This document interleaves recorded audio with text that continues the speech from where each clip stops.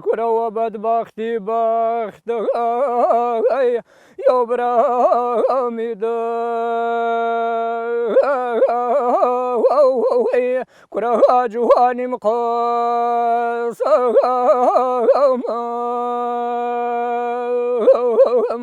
واي ارزا كريم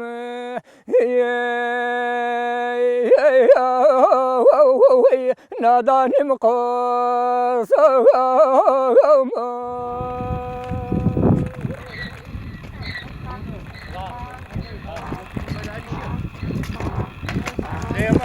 ئاوایی سپیوەر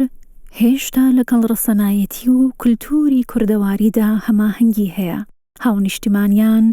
دەست و پەنجەیان لەگەڵ سروشتدا نەرمە و ئاوێزانی کەژوکێوەکانی ئاوایین. هەرچەندە هەیمەنەی پیشەسازی خۆی خزاندۆتە ناو ژیانی گوندنشینانەوە و ئاسانکاری لەگەڵ خۆی داهێناوە، بەڵام بەشێکیان ناکۆکن لەگەڵی و دەیانەوێت بەو شێوەیە بژین کە نەوەکانی ڕابردوو پێیژیاون.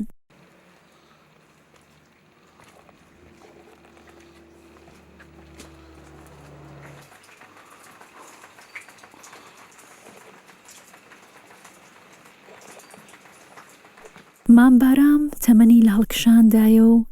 جاسووسی پیری بەرۆکی گرتووە. جلوبەرگی ڕەسەنی کوردەواری پۆشیوە و نوێگەری هەراسانی دەکات. لە بری ئۆتۆمبیل وڵاغ بۆ گواستنەوە بەکاردەهێنێت. لەگەڵ گەرد و گوڵی بەیانیدا لە خەو هەستاوە و گوێ درێژەکەی گورج دەکاتەوە و بۆ بارە ئاش ئامادەی دەکات.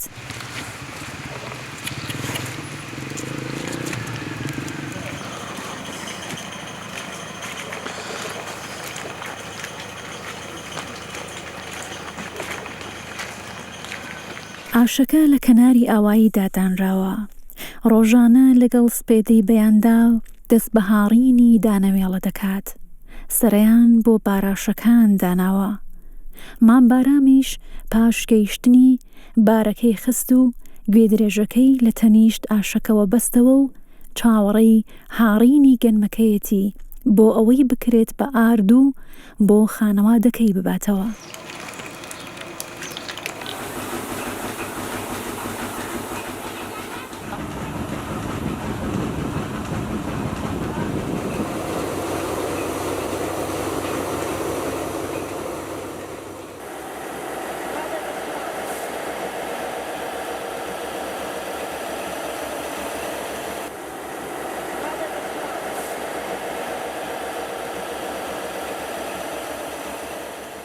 من سنحموالي حفتا صالة لأولي زندگی مو بعرب بو أقلم قرطية ليمو الزحمة عتينا بعد حيوان داري ما كريه سقل شني ما كريه دام داري ما كريه دوای دام داري أم كشاورجية وزن كلي وقع جوت ما كريه هاي اللي رد هاد بوم عشاشة ولا بارشك بوينو بۆ ئاڵفچنی هەر لەو دەسووت بۆ بەڕووچنیەشە هەرکی وڵاقی نێ ناتوانێت زیندگی بکە جێگەی ماشینی نیە تایمە بگەڕێنەوە کەج و کۆسارە دێتر ئەوە زیندگی هێمە ئاوانە لەوە سەڵتوگە وڵاقداری ئەوە وڵاقی نەوگەڕێگە وڵاقی مەردمیوە لاروانی بردگە بۆ کار بۆ کاروان ئەیچە وڵاقی بووگەز خۆی بۆ وڵاقی خۆی زیندگی کرد ئەنێت مەردم لارەمل بووگەڕێگەوتکەوە پیاکو کاون حمود کبرا ام راقمه بوده یا و پیاتی و کراب بیوم لمایش کاروانی پیب کم یا بیوم باره الفی پیبیر مخوال لك الف چنی هیمه لیره ارینا حسنا ارینا شابوار لقازانچیم لا رجی نویل بارمان بار کیو هاو دیمانو و شورو جگه گینینا باریان نه لولا برجانه کرماشان و ماشین نو او زمانه منطقه تنیا یو دانه غاری کیاوگه هاو جانه لره باریان برگه ساروخان بیخ جمعیان کیو او غاره هاتی برگه کرماش ده هر وانه گران دیمان رجین بو کاروان رجین بو آلب من سنگه رجین ئەم شاری شەروێنە ئیتر بگۆ شارستان ئێمە ڕێگین لێ نەفتمان هەڵبوو ئیسار حەمدولیلا ئایسەدە نەفدووە لە نای خۆمانە وەڵا هێمە ئەغڵی قاتری بگە هەفتا دانە قاتری تیا بگەم ئاگی دەوری 35 جووت گای تیاوە گا جووتی کردوە و ئەم کەزانەوە گاکێڵیا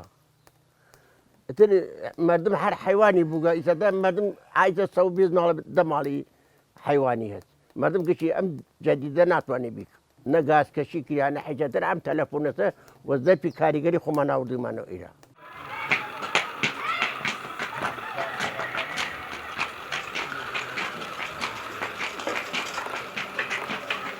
گوندی سپیوەر لە قەزای جوانڕۆدا هەڵکەوتووە و سەر بە شارۆچکەی کڵاشیە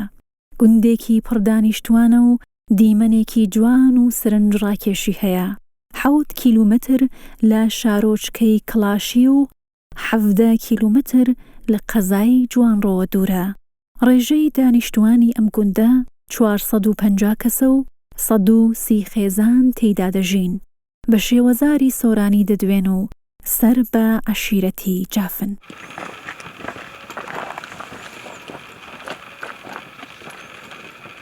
ئاوایمان حاڵەتی پلەکانیە بعدش پەروەرژما یەکەمان هەست کە کەواوە ماهویشتی بەخصوصی تیا دروستەکەن تر عەرزوو بکەم لەرە مسافر و گەردشگەری فرەمانە مەسەن زەرفێتی ئەیە هەز میێوان وشتمان بێ ئەلبەتە بۆ ڕووستای سپێوەر دیدێکی مثبەتی هەست بۆ مردم عالە وەڵام عەرزوو بکەم سەنایعی دەستیش هەسمان گڵیم بافیمان هەست بعد کلاش بافیمان هەست خەیەتیمان هەست نەجاڕیمان هەست ئەمانە مردم استفادەی لێەکەن لەرا خۆمان دووسێک کانیمان هەست تەمام وەختیچە مەسەن تەواوی فەسلەکان ئای هەست بعدش ئەم ڕووتخانە عەسڵیەتی لە قوڕە قڵالوێ سەر چشمەوەرێتیە هێمە بوومانە پیری گەورەمان بووگە مەسەن تەحسیلکردەمانە ئەلعان دکترامانە فەوقە لیسانسمان هەست بعد ئوستادی دانشگامان هەست ئەمانمانە هەست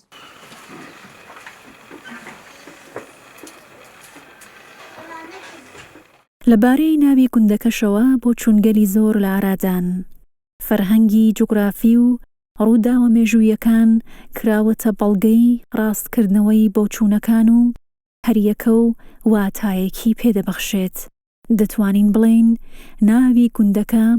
هاوشانی مێژووی گوندەکە کۆنە و بۆ پێش زاین دەگەڕێتەوە ساڵانێک لەمە و پێش ئەم گوندە پیاوێکی لێت هێدا بوو بە نێوی حاجی ئەوڵای سپێوەر کە باپیری خۆم دەکات و حاجی ئەوڵای سپێوەر ئێمە لە سەردەمی پالەوی لێرە کوێخا بوو و ئەمەش کە لە نزیکی خۆمان ئەو ماڵانەی کە ئێستا داڕوخاون بەداخەوە کەلاوەکەی ماوەتەوە سەردەمی زوو ئەوە گەوڕی ئەسپ و ماینەکانی هەبوو ئەو شوێنێکی ئەو بەریشی ماڵی تفەنگچیەکانی هەبوو بووە لێرە حاجی عەبدوڵای سپێوەری ساڵی 42 واتە نزیک بە ساڵی وا دەزانم ئەگەر هەڵەم نەکردبێت ساڵی 1967 زاینی بکات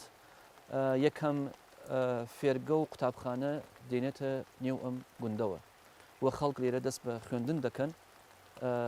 و تا ئەمڕۆژ ئەو قوتابخانەیە هەر لێرە ماوەتەوە و ئێستا سەرەتایی و ناوەندی و دواناوەندیشی تیا دەخوێنرێت و خەڵک لێرە دەتوانن تاکو ئەوەی کە بڕۆنە نێو کۆلێژ و زانکۆوە هەر لێر ئەم گوندە بتوانن بخوێنن و هەبوونی ئەم مەدرسە بۆ هۆی چەند شتێک وەکووە کە چەند پزیشکێک لەم گوندە هەڵکەوتن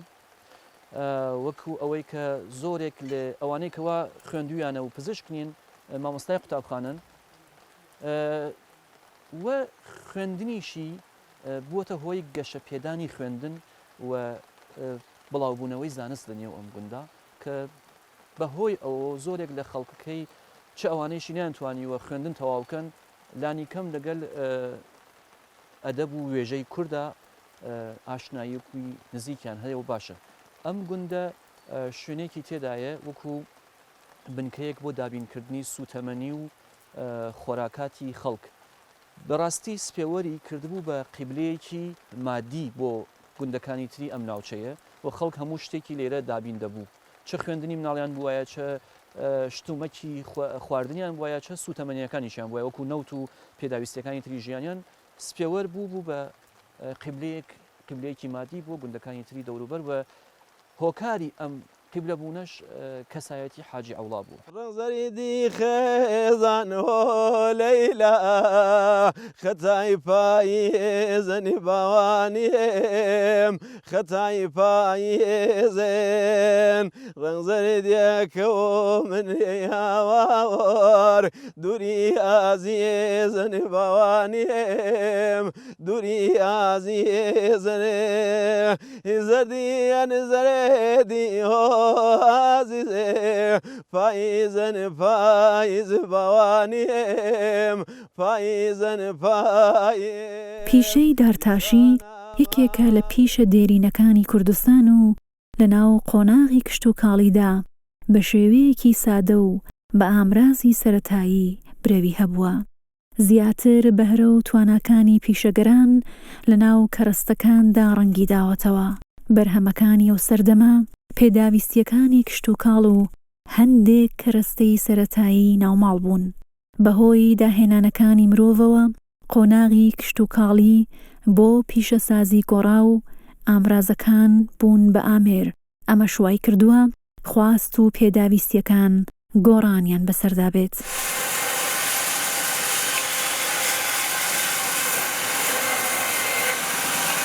بۆیە دارتاشەکان لە ناو شارە گەورەکانی ئێراندا خۆیان فێری ئامێرەکان کردووە و لە ناو گوندەکانیاندا بە شێوەیەکی سەردەمیانە درێژە بە پیشەکانیان دەدەن.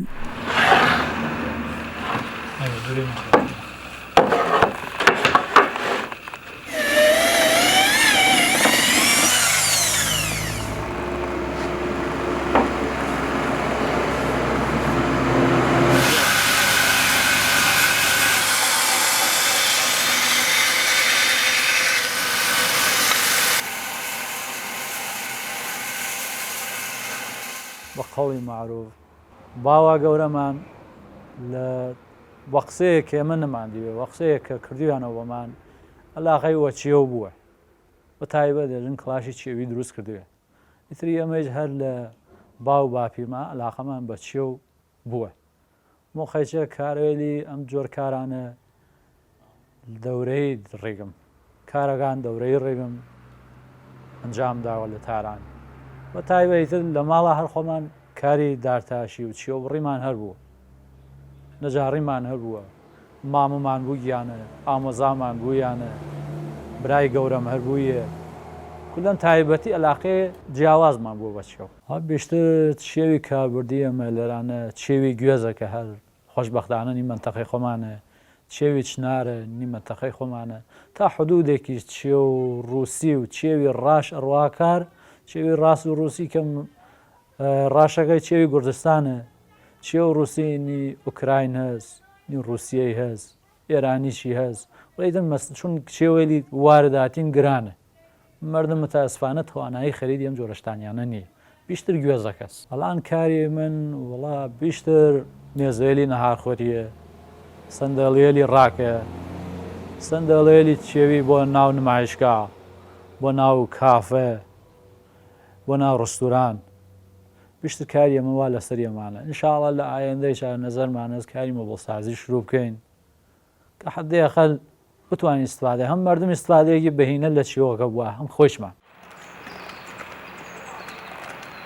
ژنانی ئاوایی هەمیشە خۆیان لەگەڵ کەشوهەوای کۆمەڵایەتی و ژیانی لادێدا گونجاندووە و بەشێکی زۆر لە زەحمەت و ماندووبوونی کاروباری ڕۆژانەیان لەستۆدایە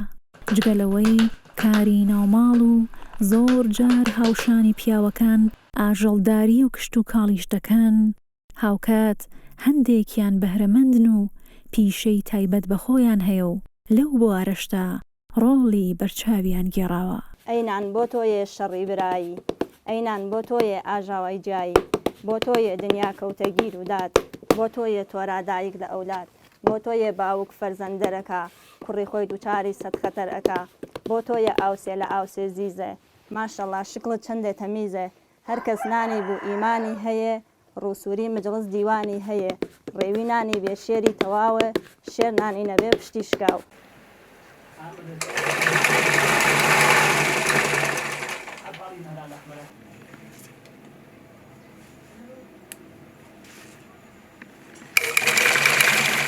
سەرگۆڵ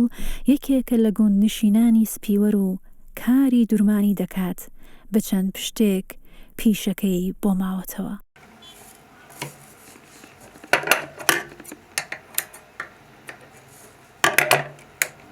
حدودی 4-5 ساڵی ئەوێ خەیاتی ئەنجامەدەم بە سورەتی حرفەی 2-3 ساڵی ئەوێ وەلێتر قەبلەن کەم کارمە کرد وەلێتر 4-5 ساڵێ بوو پێش خانمی هاو ئامۆزشیدا لە ڕووستاکەمانە ئەیتر منیش ئەلاقم بوو خەیاتیەکە ڕیم دونباڵیم کرد ئیساتە بە سورەتی حرفەی 2 ساڵە کار ئەنجامەدە ئەم چرخە وەڵاینی داواموگە دایکم داگەسیە دایکم کاری خەیاتی پێ ئەنجامدا ئیتر منیش لە وەدەستی ئەو گرتم کاری خەیاتیەکەی ئەو نیا لە حوسەڵەی نەما ئیتر من شروم کرە خەیاتی لە پاڵی ئەوە وەڵا مشتریەکانم هەر ئەکسەرەن خەڵکی ئاوایین کاری باشە وەڵا بێژم وەسیەتی مەسەن دەرامەدوشتی کەمە نەوەڵا لەخوا پێ زیاوێ خاسن بۆ سەرگەرمی خاستن مەسەن لە بێکاری خاسترێ کارەکەی من ئەتوانم تەرەقی بدەم وەڵا ئەگەر جێگەم بێ ئەتوانم دوکانێ دانیم چرخێ گەورەتری ئەتوانم بسێنم وەلێتر شوێنەمان نییە مەجبورم لە ماڵا دانشم هەم کاری ماڵ ئەنجام بدەم هەم کاری خەیاتیەکەیش پارچە فرۆشیشمان هەست لە نای ئاوایە وەلێ بۆ کاری وەسایلی خەیاتی باید بچینە شار لە شارۆ وەسیلەکەی بێرین بۆ شارسانی جوانڕۆ شێبڕۆین و بین وەڵا ئەنواعی لیباس ئەمە ئەکەینە بەر مەسڵان وەکی سەغزی هەر لیباسە بێژیتی ئەتوانین بیکەینە بەر وەلێتر ئەکسەرەن لیباسی کوردی خلای خۆمانەکەینە بەر غەمۆزیزێ هجوما وەرێدەنی باوانیم هجوما وێردێن قەفڵێکەی شادی مەیاوەوەر وەتاراج بێردەنی یاوەوەر وەتاراج بێردێن هەیدادەی بێدادەوە عزیزێ هەیبیدادی من باوانیم هەیبیدادی من گم کردەینێ چیری لەیلاوە نۆسەیایی منی باوانیم نۆسەیایی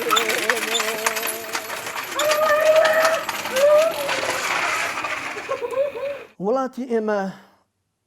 ئەلبەتە ئەلحەمدولله هەر بە ئەو ڕەوشی سنەتی خۆی باقی ماوە وڵاتی ئێمە تا بە وجودی گەورەکانمان بە وجودی بزرگان بە وجودی خولەفا و بە وجودی عولەما و مشایخان کە لە مندەقەی ماهەن ئەلحەمدولله هەر ئەو سنەتە پێشوە لە ناوی ما وەکو خۆی ماوە محافزت بووە لە وڵاتی ئێمە هەرچەند کە لە وڵاتانی ترا لە جێگەلی تریچا کەمێک کەم ڕەنگ بووە ئەمما لە وڵاتی ئێمە ئەلحەمدولله هەر بە ئەو ڕەوشی خۆیە باقی ماوە ئینشاءالله ئەمێنێت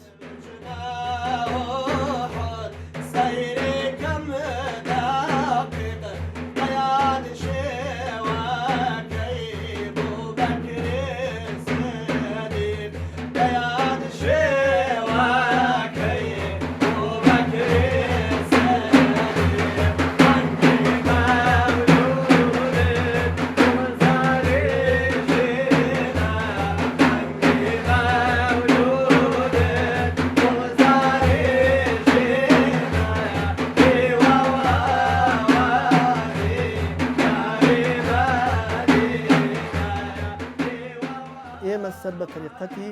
قادریەی بەرزنجی طریقەتی قادریەی بەرزنجی لە پێغمبەری خوا عەلەیهی سەلات وسەلام دەست بەدەست بە ئیمامی عەلی عەلەیهی سەلام و دەست بەدەست هەتا هاتووەتە شێخ عەبدولقادری گیلانی دەست بەدەست تا شێخ ئیسماعیلی ولیانی و لەوە خواریش هاتووە دەست بەدەست هەتا مرشدی حازر حەزرەتی حاج شێخ ئیسماعیلی هاشمی کە ئایستا لە ڕوانسەرا تەشریفیان هەست و تەکیەمان وا لە ڕوانسەرە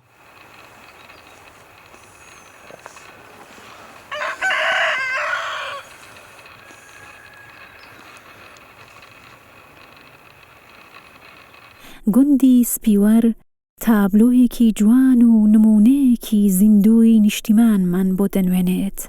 هەموو جوڵەیەک لەناو ئەم ئاوایەدا خۆژینێ و ئیرادەیەکی بەهێزی لە پشتە و ڕنگ و بۆی کوردەواری لێنیشتووە.